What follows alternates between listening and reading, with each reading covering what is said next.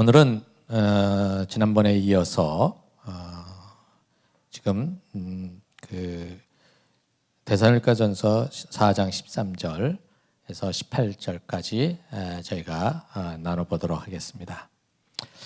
먼저 지금 현재 코로나 바이러스가 이제 미국 땅에도 지금 이렇게 점점 들어와 있는 상황인데, 한국에서는 이 문제가 또 신천지 교회로 인해서 생기는 교회가 아니지 신천지 집단들에 의해서 참 고통을 받고 있는 것 같아요.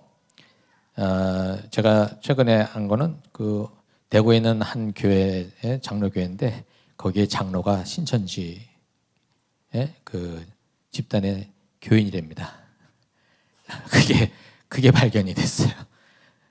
그러니 지금 그 소위 추수꾼이라고 하는 사람들이 그게 크지도 않은 교회거든요. 그렇게 크지 않은 교회인데 거기에 아주 충성을 다하는 그 장로님이 신천지에 속한 사람이다, 이렇게 그게 발견이 됐어요.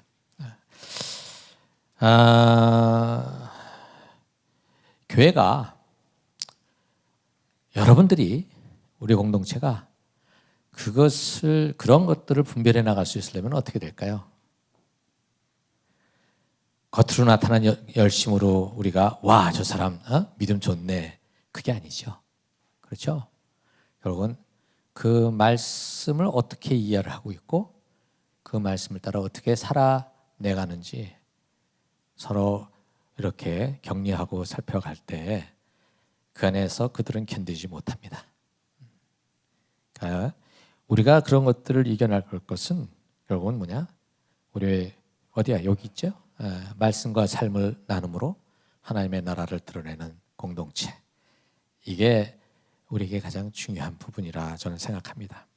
오늘 이 여기에 보면 이제 종말에 대한 얘기가 나오는데, 신천지 그 집단들이 계속 14만 4천 명, 그 자기네들이 그 14만 4천 명에 속한다고 해서 그렇게 무리들을 끌어모으는데, 제가 이 데살로니가 전서 설교를 하면서 처음 계속해서 하는 그 얘기가 뭐죠? 교회는 무엇을 위해서 존재한다?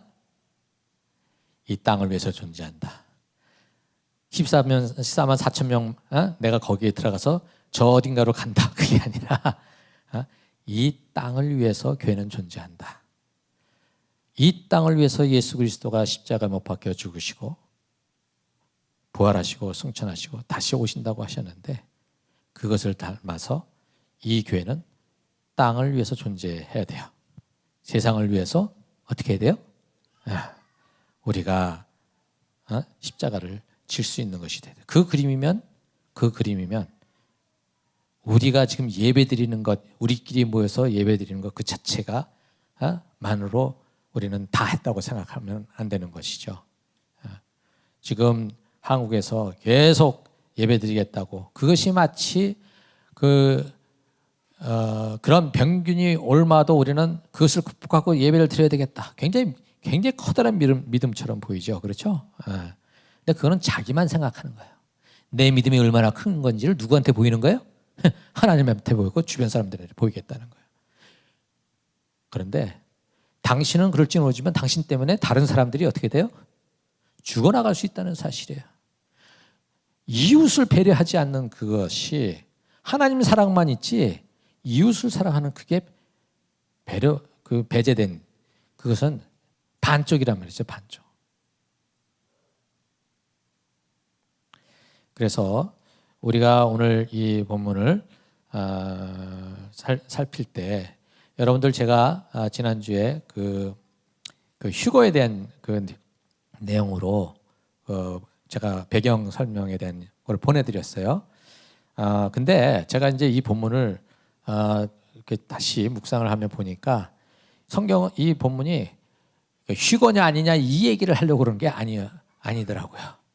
그래서 오늘 그것들을 좀 살펴보고 오늘 바울이 무엇을 우리에게 얘기하고 싶은가, 그것들을 한번 가보도록 하겠습니다.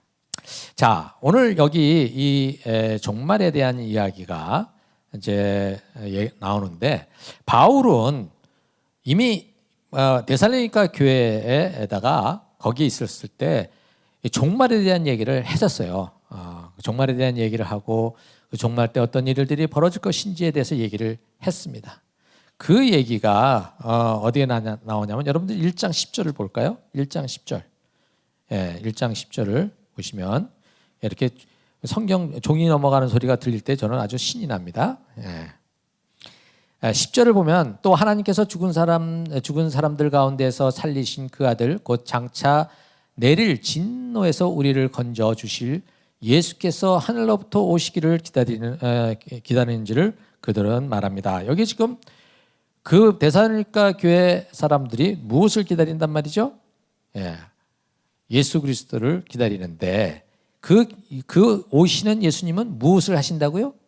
하나님이 내리실 그 진노로부터 어떻게 된다? 우리를 믿는 자들을 구원해내는, 데살로니가 교인들을 구원해내는 그 일들을 하실 것이다, 이렇게 얘기를 하고 있는 겁니다. 그래서 예수님께서 재림하실 때에 우리가 경험하는 것은 하나님의 진노가 그 하나님을 거부하고 그 악을 행하던 그들에게 내리는 그 모든 진노가 왜요? 우리에게는 건너갈 수 있도록 예수 그리스도께서 하실 것이라는 거죠. 그게 바울이 가르쳤던 종말에 대한 이야기입니다. 또 하나는 2장 19절을 보면 이런 얘기가 나옵니다. 우리 주 예수께서 오실 때에 그분 앞에서 우리의 희망이나 기쁨이나 자랑할 멸관이 무엇이겠습니까? 그것은 여러분이 아니겠습니까? 이것은 지금 바울이 그 데살로니가 교회를 보고서 그렇게 얘기를 하는 거예요. 내가 여러분들에게 예수 그리스도의 도를 전하고 여러분들이 예수를 믿게 되면서 하나님 나라의 그 말씀을 따라, 가치를 따라 살아가는 그 모습을 두고 나중에 예수님이 오셨을 때 그것에 대한, 내 사역에 대한 멸관이 누구라고요? 바로 여러분들 아닙니까? 이렇게 얘기했잖아요. 하나님의 영광이 누구에게 주어지는 거예요? 우리에게 주어지는 것을 얘기를 하는 거예요. 그러니까 예수님이 재림하실 때에 우리가 또 경험하는 것은 뭡니까? 아까는 그 하나님의 진노의 심판으로부터 구원받는 것. 또 하나는 어떤 것이에요? 우리가 수고한 것에 대한 하나님의 영광이 우리에게 임한다는 것이죠. 이것이 바울이 그 데살로니가 교회에게 전했던 내용입니다. 그래서 데살로니가 교인들은 이 소망을 품고 현재 고난을 견뎌내고 그것을 통과해가는 그러한 상황에 있는 중이었죠. 그렇죠? 그래서 바울은 그들의 믿음의 행위와 사랑의 수고와 소망의 인내를 생각할 때마다 너무나 감사하고 기쁘다, 이런 얘기를 했어요. 그리고 혹시나 그 믿음의 행위와 사랑의 수고가 무너질까 봐 염려하는 마음으로 또 이야기를 했습니다. 그런데 이 바울이 가르친 종말에 대한 이야기를 잘못 이해한 사람들이 있었어요. 이거 지난번에 제가 한 가지 얘기했었죠. 그게 뭐였습니까? 지난주 벌써 2주가 됐네요. 기억하십니까? 예, 기억 안 하시는 게 당연한 겁니다. 예. 그거를 기억하고 있으시면 천재고, 안 하시면 보통입니다. 자, 여기 우리가 그 11절, 4장 11절 이런 얘기가 있었죠. 우리가 여러분에게 명령한 대로 조용하게 살기를 힘쓰고 자기 일에 전념하고 자기 손으로 일을 하라라는 얘기가 있지 않습니까? 이 말은 뭐냐면, 그 바울이 전한 그 종말에 대한 이야기를 그들은 어떻게 받아들이냐면, 자기들이 지금 살아있는 동안에 그 예수 그리스도의 재림이 어떻다고요? 임박해서 그것을 우리가 볼 수 있다라고 생각을 한 거예요. 그러니 그들은 그 임박해온 이제 다가오는 그 예수님의 재림을 생각을 했었을 때 사람들은 그것을 가지고 어떻게 해요? 생각하면서 뭘 했냐면 내가 우리 살아있는 동안에 예수님 오시면 내가 뭐로 일해? 이런 생각을 가진 사람도 있는 거예요. 바울은 전혀 그의 의도로 얘기를 하지 않았는데 그들은 그렇게 이해를 하고 그 다음에 일을 하지 않았던 거죠. 그렇게 일을 하지 않는 바람에 주변에 있는 사람들에게 해를 끼치게 되고 또 그것이 또 밖에 있는 사람들에게도 뭐예요? 해를 끼치게 됐다고 제가 말씀을 드렸었죠. 그 열심히 일하던 그 사람이 교회 가더니만 이제 주님 오신다고 그러고 일을 안 해. 그러니까 주변에 그 대사로니가 교회 나가지 않는 친척들이나 그 친지들이 볼 때 저 뭐야? 저 교회 다니지만 왜 저렇게 변했어? 이렇게 돼가지고 교회에 오히려 욕이 되고 예수 그리스도의 이름을 더럽히는 그러한 상황이 벌어졌다는 것이죠. 그래서 바울은 조용히 하고 남에게 선동질하지 말고 어떡하라? 네 손으로 일을 해라. 지금 그렇게 얘기를 했던 거예요. 그런데 두 번째 또 문제가 있었습니다. 이게 뭐냐면 아까도 말씀드렸지만 예수님의 재림에 대해서 그들은 바울이 전한 그 얘기를 듣고 그들은 어떻게 이해를 했냐면 우리가 살아있을 때 그 예수님이 오실 것 같다. 이런 생각을 하게 된 거죠. 그렇게 그러면서 열심히 그 여러 가지 고난도 뚫고 가고 그냥 막 힘을 다해서 그냥 살았는데 그 와중에 어떤 일이 벌어졌냐면 그렇게 예수 안에 있던 자들 여러분들 여기 보면은 14절에 보면 우리는 예수께서 죽으셨다가 살아나신 것을 믿습니다. 이와 같이 하나님께서 예수 안에서 잠든 사람들도 예수와 함께 데리고 오실 것입니다. 이렇게 돼 있어요. 예수 안에서 잠든 사람들 그러면 예수 믿고 있다가 죽은 사람들 이렇게 생각할 수 있어요. 그렇죠? 그런데 이 데살로니가 교회라고 하는 지금 현재 상황을 보게 되면 이 교회는 굉장히 핍박을 받고 있었던 교회예요. 아주 집요하게 이 데살로니가 교인들은 핍박을 당하고 있었어요. 여러분들 사도행전 17장으로 넘어가 보면 거기에 그 데살로니가 교인들이 그 도시 사람들에 의해서 어떻게 해요? 굉장한 핍박을 당하고 있는 장면이 나오고 있어요. 그 이유가 뭐예요? 로마 황제를 부인하는 저들을 반역의 무리로 생각을 하고 핍박을 하는데 다른 데서는 있지 않았던 그것의 주동자인 주도자인 바울을 쫓아내는 것뿐만 아니라 어떻게 해요? 도망간 그 바울이 베레아로 가는데 베레아까지 쫓아와서 바울을 잡아가려고 했던 사람들이었어요. 그러니까 그들의 그 추적이 아주 집요했던 것이죠. 그러면 바울만 그렇게 했을까요? 아니죠. 그 바울을 추종했던 그 데살로니가 교인들에게도 아주 치밀하게 있죠. 그 핍박을 했던 것입니다. 그래서 바울이 데살로니가 교회를 향해서 지금 이 편지를 쓰고 있는 것이에요. 너희들이 그 고난을 겪어가는데도 불구하고 여전히 그 믿음을 잃지 않고 걸어가는 그것에 나는 감격했다. 이런 얘기를 하고 있는 것이거든요. 이런 얘기를. 그런데 그들은 그렇게 그것을 견뎌내는 것 중에 하나가 뭐냐면 예수님이 다시 오실 것이다. 곧 오실 것이다. 우리가 있을 때 오실 것이다. 그러면 하나님의 진노가 이들에게 임해가지고 싹 정리하실 것이다. 우리는 어떻게 된다? 거기서 구원받을 것이다. 뭐 이런 것으로 가지고 갔었는데 글쎄 그 지체들 중에 하나하나 죽는 사람들이 있는 것이에요.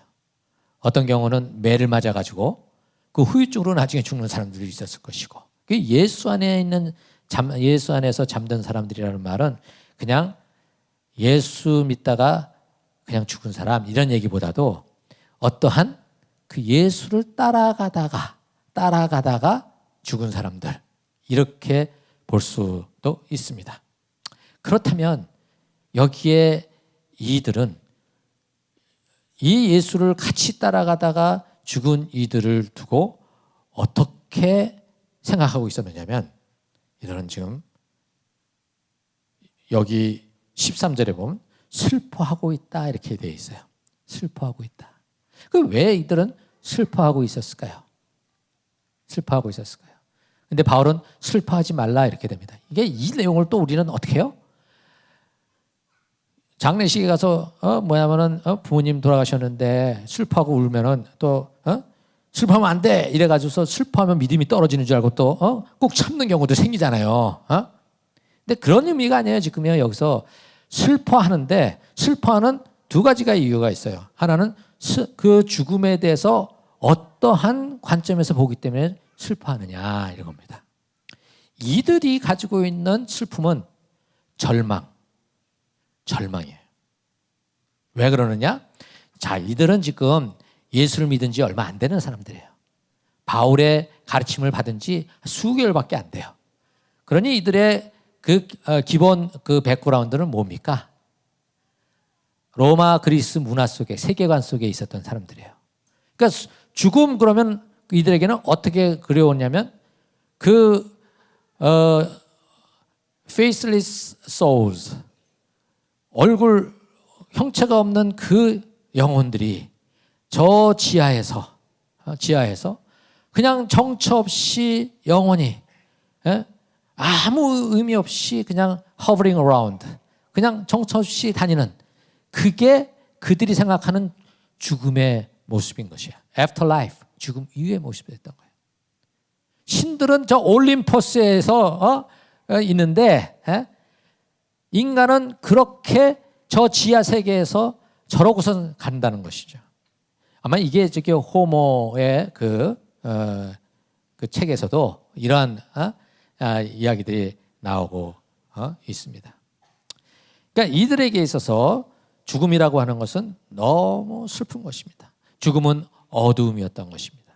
그리고 또 그리스 문화 세계관 속에서는 또 불교 문화 세계관과 좀 비슷한 것들이 있었어요. 죽으면 다시 다른 모양으로 또 태어난다. 아니면 죽으면 nothing이다. 여러분들 불교에서 니르바나 열반에 들어간다는 말이 있지 않습니까? 그 열반에 들어간다는 말은 무엇이라고요? 뜻이 뭐라고요? 무로 돌아간다. 그냥 nothing이다. 이 얘기를 하는 거거든요. 여러분들 극락 간다는 것은 나중에 또 어떻게 된다는 거예요? 윤회하는 그 과정 속에 그 극락이에요. 그건 끝이 아니에요. 그 끝은 어디서 오느냐? nothing. 무로 돌아갔을 때 그 인생은 마지막이다. 이렇게 되는 겁니다. 자, 그리고 좀 더 과학적으로 얘기하는 사람들은 죽으면 모든 그 육체가 어떻게 돼요? 다 분해돼서 하나의 그 땅의 원소로 돌아간다. That's it. 그렇게만 생각했었어요. 그러니까 이 모든 것들이 다 뭐예요? 절망이죠. 끝이에요. 그런 관점에서 여기에 죽은 사람들을 보니 얼마나 슬퍼요. 아니 이 사람들은 열심히 주님 오실 날을 기다리면서 견뎌왔는데 죽어버렸어. 그러면 이들은 여태까지 열심히 했던 게 뭐가 되는 거예요? 그냥 허황된 게 돼버리는 거죠. 그러니 이들은 슬퍼할 수밖에 없었던 겁니다. 거기다 대고 바울은 그들은 죽은 게 아니다. 그들은 끝이 아니다. 그들은 잠들었다 얘기를 하는 겁니다. 잠들었다는 건 뭡니까? 중국 같은데? 어떻게 돼요? 내일이 있잖아요. 내일이 있지 않습니까? 새롭게 깨어나는 것이 있는 겁니다. 그래서 바울은 지금 무슨 얘기냐? 너희들이 말하는 그 죽음을 두고 슬퍼하지 마라. 그 죽은 자들은 지금 잠들어 있을 뿐이다. 다시 깨어날 그때가 있으니 너희들이 이제는 절망이다. 끝이다. 아무것도 없다. 라는 생각으로 슬퍼하지 마라 이겁니다. 우리가 잠시 헤어질 수는 있죠. 그렇죠? 헤어질 때 오는 슬픔도 있어요. 그러나 그 슬픔은 절망의 슬픔이 아닌 거예요. 뭐예요? 다음을 기약하는 그것을 소망하며 지금 현재의 헤어짐을 마음 아파하는 것뿐이죠. 자, 그런데 바울은 이것을 가지고 또 무슨 얘기를 하냐면, 자, 내가 지금 얘기하는 거 잘 들어. 근데 이 얘기는 내가 꾸며낸 얘기가 아니야. 누구의 얘기라고요? 예수님이, 주님이 나한테 해주신 얘기야. 그 얘기를 하는 거예요. 바울은 율법학자로서 구약을 정말 냉철하게 분석하고 연구해서 지금 그 예수의 부활하신 예수님과 구약을 연결시키는 그런 신학적인 그러한 수고를 했어요. 그런데 머리만 쓴 것이 아니라 그 바울은 예수 그리스도를 만나는 영적 계시를 받는 또 그러한 사람이었던 것입니다. 저는 점점 이 바울을 좋아하게 됩니다.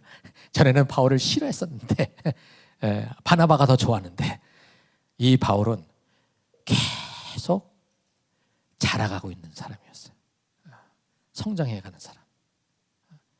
바울도 부족한 사람이었거든요. 바울도 죄인이었어요. 그런데 그러한 바울이 계속해서 성장해가는 모습, 저는 그 바울을 이제 배워가고 있는 중입니다. 자, 여기에 지금 바울은 무슨 얘기를 하냐면, 자꾸 죽은 사람들은 그러니까 이제 잊어버린 사람, 저 뒤로 처진 사람들 이렇게 보고 있는 그들을 향해서 뭐라 그러냐면, 천만에 그 죽은 사람들이 저 뒤에 처져 있는 것이 아니라 오히려 주님이 오실 때에 그들이 우리보다 앞선다, 이렇게 얘기를 하고 있는 거예요. 우리보다 앞선다. 그러니까 여태까지 이 데살로니가 교인들은 들어보지 못한 얘기죠. 그렇죠? 전부 다 그냥 슬퍼가지고 있는데 이제 저 사람들은 헛수고 아닌가 그랬는데, 그게 아니라 예수 안에서 주님을 따라가다가 죽은 이들, 예수님을 믿다가 죽은 이들은 어떻게 되느냐? 죽음에서 2차적인 것이 아니라 가장 먼저 우선권으로 어떻게 해요? 주님을 만나는 자리에 들어온다, 이 얘기를 하는 겁니다. 그리고 살아있는 우리가 어떻게 된다? 몸이 변하여져서 어떻게 주님을 만나러 간다, 이렇게 얘기를 하는 겁니다. 그래서 죽은 자의 부활, 그 다음에 산 자의 부활, 이 두 가지를 설명하고 있는 겁니다.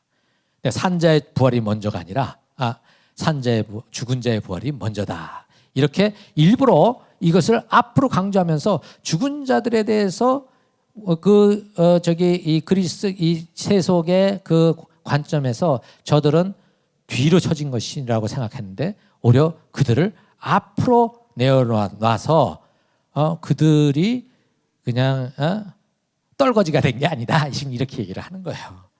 이들을 하나님이 어떻게 하고 있다고요? 기억하고 계신다, 이 얘기를 하고 있는 겁니다. 그러면서 뭐라고 얘기를 하느냐면, 주님께서 16절 주님께서 호령과 천상의 소리와 하나님의 나팔 소리와 함께 친히 하늘로부터 내려오실 것이니 그리스도 안에서 죽은 사람들이 먼저 일어나고 그 다음에 살아남아 있는 우리가 그들과 함께 구름 속으로 이끌려 올라가서 공중에서 주님을 영접할 것입니다. 야, 이게 지금 이제 여기서 무슨 이론이 나오냐면 휴거라는 이론이 나옵니다. 이게 이제 세대주의에서는 예수님이 재림하시는데 어떻게 해요? 공중 재림, 그 다음에 지상 재림, 두 번 재림이 있다고 이제 얘기를 해요. 근데 성경은 지금 그런 논리를 개발하라고 여기다 이걸 써놓은 게 아니라는 사실이에요. 여기서의 그 강조점은 뭐냐면, 이 죽은 자들과 산 자들이 지금 이 세상에서 고난을 겪고 힘들어하고 있지만 결국에 주님이 오실 때 그 주님의 오심은 영광스러운 오심이라는 겁니다. 영광. 여기 지금 호령과 천상의 소리와 하나님의 나팔 소리와 이런 얘기들 있잖아요. 이게 구약에서는 어떻게 표현이 되고 있는지 한번 볼까요? 자, 지금 그 구약 저기 세연아 자, 볼까요? 출애굽기 19장 16절에 보면 마침내 셋째 날 아침이 되었다. 번개가 치고 천둥 소리가 나며 짙은 구름이 산을 덮은 가운데 사냥불 나팔 소리가 우렁차게 울려 퍼지자 진에 있는 모든 백성이 두려워서 떨었더라. 하나님의 임재를 얘기하고 있는 거예요. 신의 산에. 또 그 다음 18절인가요? 예. 그때 시내산에는 주님께서 불 가운데서 그곳으로 내려오셨으므로 온통 연기가 자욱했는데 마치 가마에서 나오는 것처럼 연기가 솟아오르고 온 산이 크게 진동하였다. 그 다음에 이제 스가랴서 출애굽기 온 백성이 천둥소리와 번개와 나팔 소리를 듣고 산의 연기를 보았다. 백성은 그것을 보고 두려워 떨며 멀찍이 물어섰다. 이게 지금 무슨 얘기예요? 하나님이 임재하시는 그 모습을 뭐로? 하늘에 여러 가지 그 천둥소리, 그 다음에 뭐예요? 번개, 그 다음에 구름 이런 거로 표현을 하고 있어요. 또 다른 데서는 뭐 어떻게 표현하고 있냐면 별이 흔들리고 해가 흔들리고 뭐예요? 달이 불그렇게 돼버렸다. 이런 표현을 가지고서 어떻게 하느냐면 하나님의 임재, 예수 그리스도의 재림을 표현하고 있는 것입니다. 자, 그 다음 스가랴서 주님께서 그의 백성에게 나타나셔서 그의 화살을 번개처럼 쏘실 것이다. 주 하나님이 나팔을 부시며 남쪽에서 회리바람을 일으키며 진군하신다. 하나님의 심판의 이야기들을 이렇게 표현하고 있어요. 근데 이것을 바울은 지금 어디에 데살로니가 그리스 문화에 있는 사람들에게 이렇게 표현을 하고 있는 거예요. 이렇게 표현하고 있는 거예요. 이외에도 구약에 또 그다음에 요한계시록에 여러 가지 묵시문학 속에 이러한 얘기들이 많이 들어가 있어요. 여기 지금 여러분들 구름과 그다음에 하늘 얘기가 나오잖아요. 사도행전에 보면 예수님이 어떻게 구름 타고 하늘로 올라가세요. 그렇죠? 그러니까 천사들이 뭐예요? 너희들 왜 그거 쳐다보고 있느냐? 올라가신 것처럼 내려오실 거다. 그러니까는 많은 사람들은 또 예루살렘 그 성전 거기로 내려온다고 또 사람들은 막 생각해요. 그래가지고 좀 트럼프 대통령도 어디로 또 옮겼어요? 그쪽 대사관을 텔아비브에서 어디로 옮겼어요? 예루살렘으로 옮겼어요. 또 그걸 듣고 여기 있는 많은 세대주의 기독교인들이 뭐예요? 와, 드디어 때가 왔구나. 이런 생각을 가지게 되는 거죠. 다 그거는요, 정치인들은 정치적인 이용을 하고 있는 것이지 무슨 신앙이 있어서 그런 게 아니에요. 여러분, 그것이 아니에요. 여러분들 거기에 나오는 하늘의 구름, 왜 예수님께서 올라가실 때 구름 타고 손오공처럼 올라가셨어요? 내려오실 때도 손오공처럼 구름 타고 내려오시는 거예요? 지금 그런 얘기가 아니에요. 지금 데살로니가 사람들이 어떻게 지금 오신다고 그랬지 않습니까? 그러면 예수님이 어디서 오시는 거예요? 하늘에서 오신다고 그랬으면 지금 데살로니가로 그 지역으로 오시는 건데, 그러면 예수님이 예루살렘에 내리시면 어떻게 되는 거예요? 서울에 있는 사람들은 어떻게 돼요? 그 반대. 그런 얘기가 아닙니다. 여기서 하늘이다, 그 다음에 구름이다라고 하는 것은 구약에서 얘기하고 있는 하나님의 높으신 권능과 그 다음에 전지에 전능하시고 천지를 주재하시는 그 권위를 설명해 주는데 하늘이라는 이야기를 쓰고 있고, 그 다음에 구름이라고 하는 것도 마찬가지예요. 하나님의 영광을 나타내고 있는 것들이에요. 요한계시록에서도 다 그렇게 얘기를 하고 있는 것입니다. 그래서 이것은 그 문자적으로 그렇게 오신다는 얘기가 아니라 하나님의 예수 그리스도의 나타나심이 이렇게 모든 믿지 아니하는 자들에게는 두려움과 공포로, 그러나 믿는 자들에게는 뭐예요? 영광스러움으로 그렇게 나타나게 되신다는 거예요. 여기 보면 뭐라고 되어 있어요? 17절에 그 다음에 살아남아 있는 우리가 그들과 함께 구름 속으로 이끌려 올라가사, 그렇게 됐잖아요. 구름 속으로 들어간다는 것은 영광 가운데 내려오시는 그 예수 그리스도의 그 영광 속으로 죽은 자의 부활과 산 자의 부활을 경험한 우리들이 거기에 동참한다는 것을 얘기를 하고 있는 겁니다. 그리고 이것은 하나의 그림 언어를 보여주고 있는데, 로마 황제가 그 어느 도시를 방문할 때에 어떻게 해요? 이렇게 오면은 그 성주와 거기 있는 그 모든 사람들이 어떻게 해요? 이 황제가 어서 들어오세요 이렇게 손짓하고 있었을까요? 아니에요. 그 황제가 가까이 올 때에 그들은 모두가 다 나가서 어떻게 해요? 그 황제를 맞아들입니다. 맞아들이고 그 황제와 함께 어떻게 해요? 같이 성 안으로 들어오는 장면을 지금 가지고 얘기를 하는 거예요. 하늘의 영광, 구름 속의 그 영광을 가지고 나타나시는 그 예수님에게 부활한 그 성도들이 이 땅으로 내려오시는 그 예수님을 어떻게 해요? 맞이하러 올라가서 그분을 어떻게 이 땅으로 어떻게 해요? 함께 내려온다는, 거기에서 영원히 살리라 이렇게 돼 있는 거예요. 영원히 살리라. 영원히 살리라는 게 그렇게 해서 공중 어딘가에서 멀리 어디 스페이스에서 산다는 얘기가 아니라 하나님이 천지를 창조하시고 그 천지를 어떻게 해요? 인간의 타락 때문에 무너져버린 이 모든 세상을 어떻게 해요? 다시 새 창조하시는 그 새로운 세계 속으로 하나님의 온전한 완성된 하나님의 나라가 어디에 임한다? 이 땅에 임한다. 주님께서 그렇게 기도하셨잖아요. 나라가 이 땅에 임하게 하옵시고 주의 뜻이 이 땅에서 어떻게 나타나게 해달라는 그 주님의 기도가 일관되게 이렇게 얘기가 되어지고 있는 것이에요. 여러분들, 그래서 여기에 이 얘기는 바울이 예수님의 계시를 받아서 지금 누구에게, 지금 죽은 사람들을 놓고 슬퍼하는 그들에게 걱정하지 마라. 그들은 left behind 된 게 아니다. 그들은 우리보다 먼저 앞서서 부활할 것이다. 우리도 부활할 것이고 그때 하나님의 영광 가운데 우리는 그 예수님을 맞이하게 될 것이다. 그리고 우리는 그 주님과 함께 새롭게 만들어진 이 새 창조 세계 속에서 하나님과 함께 영원히 살아갈 것이다. 그러니 그것 때문에 슬퍼하지 말고 서로를 위해서 위로해 주라 이렇게 얘기를 하고 있는 것입니다. 이해가 되시겠어요? 안 되시면 나중에 따로 지금 여기에서는 지금 2번 재림이냐 1번 재림이냐 이 얘기를 하려는 게 아니라 죽은 자들에 대해서 슬퍼하는 데살로니가 교인들을 향해서 그렇게 슬퍼하지 마라. 죽은 자와 산 자가 주님 오실 때 변화되어 그 영광 가운데 내려오시는 주님과 함께 연합해서 우리의 그 영광이 영원히 이 땅에서 하나님의 의와 공의와 사랑이 가득 찬 곳에서 우리는 또 살아갈 것이다.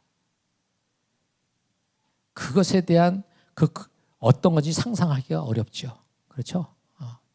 그러나 그 삶에 대한 그림자를 우리는 이 땅에서 이 하나님 나라의 공동체인 교회에서 조금씩 이 모양 저 모양으로 맛보며 살아가는 겁니다.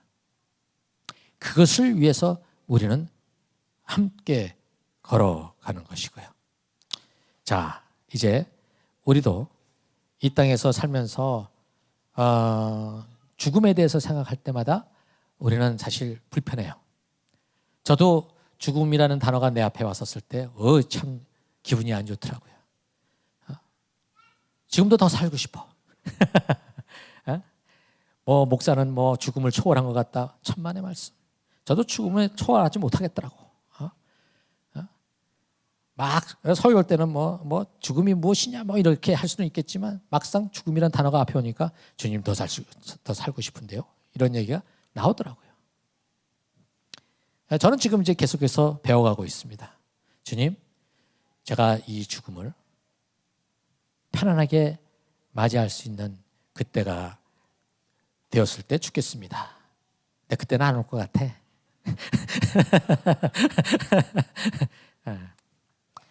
근데 잔다는 의미를 생각해 보면 좀 가능할 것 같다는 생각이 들어요. 제가 마지막 숨을 거둘 때 피곤해 졸려 자야 되겠어 그럴 때 깰 거라고 생각하고 자지. 뭐냐면은 나는 끝이다 하고선 자지는 않을 것 같거든요. 그러니까 죽을 때도 그렇게 살 것 같은 생각이 드는 거예요. 아직 죽어보질 못해가지고 잘 모르겠어요. 근데 여기 분명히 얘기하는 것은 우리 죽음에서 부활하신 예수께서 이 얘기를 한 것이다. 부활도 죽음을 경험하지 못했어요.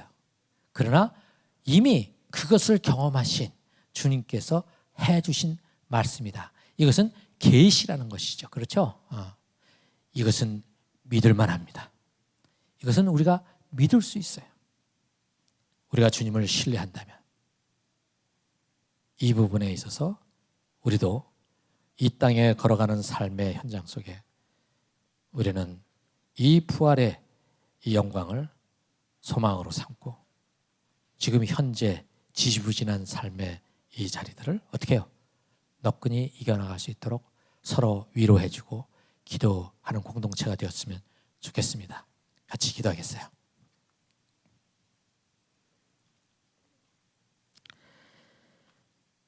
사랑의 하나님 아버지, 오늘 저희들이 죽음이라고 하는 사실, 또 부활이라고 하는 사실, 이것을 좀 정리해보는 시간을 가졌습니다. 이 짧은 시간에 그것이 다 소화될 수도 없고 또 계속 숙제로 남아있지만 그럼에도 불구하고 이때 여기에서 알게 된 것들을 좀 더 묵상하게 하시고 좀 더 생각하게 하셔서 주님을 만나는 그 기도의 자리로 들어가게 하시고